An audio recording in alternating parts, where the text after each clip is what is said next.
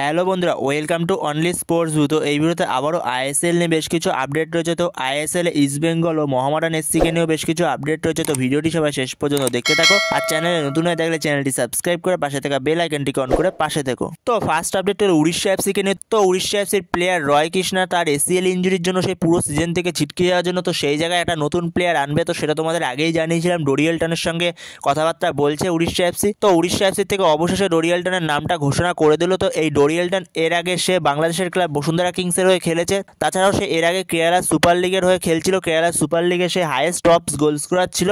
তো সেখানে ডোরিয়েলটনের নামটা অবশেষে ঘোষণা করে দিল উড়িষ্যা এফসি থেকে। তো এরপরে আপডেট হলো ইস্ট বেঙ্গলকে নিয়ে। তো ইস্ট বেঙ্গলের প্লেয়ার মাদি তালাল, সে তো তার এসিএল ইঞ্জুরির জন্য সে পুরো সিজন থেকে ছিটকে গেছে ইস্ট বেঙ্গলের হয়ে।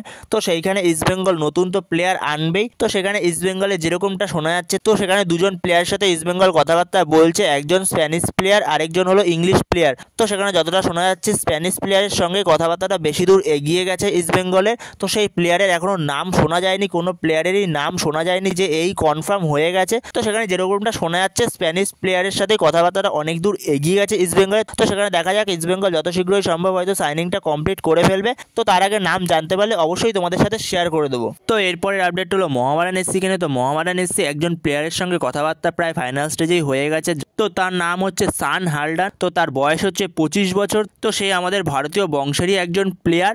তো সে এখন বর্তমান সময়ে কানাডার একটা ফার্স্ট ডিভিশন ক্লাবে খেলছে। তো সেই ক্লাবের সঙ্গে তার চুক্তি রয়েছে 31শে ডিসেম্বর 2024 অবধি। তো তাকে দলে সই করাতে যাচ্ছে মোহামেডান এসসি। তো এরকমটাই আপডেট রয়েছে। তো এই ব্যাপারে পরে অফিসিয়াল হয়ে গেলে তখন তোমাদের সাথে অবশ্যই শেয়ার করে দেবো ব্যাপারটা। তো এরপরে আরও একটা আপডেট হলো মোহামেডান এসসিকে নিয়ে। তো মোহামেডান এসসি প্লেয়ার ফ্লোরেন্ট ওগিয়ার সে 2 মাসের বেতন পায়নি, এরকমটাই সে জানিয়েছে। তো সেখানে যদি সে এই মাসের বেতন না পায় তাহলে সে ফিফাতে যেতে পারে। তো সেরকমটাই সে জানিয়েছে। তো সেখানে আশা করছি মোহামেডান এসসি তার 3 মাসের বেতন একসাথেই দিয়ে দেবে। তো আশা করি মোহামেডান ম্যানেজমেন্ট দিয়ে দেবে তাকে বেতন। তো সেখানে সে এরকমটাই জানিয়েছে, যদি সে বেতন না পায় এই মাসে তাহলে সে ফিফাতে যেতে পারে। তো বন্ধুরা, এই ভিডিওতে এই ছোটো ছোটো কিছু আপডেটগুলো নিয়ে আলোচনা করার ছিল। তো ভিডিওটি ভালো লাগলে অবশ্যই লাইক শেয়ার সাবস্ক্রাইব করতে ভুলো না। তো নেক্সট ভিডিওতে দেখা হচ্ছে, ততক্ষণের জন্য বাই বাই।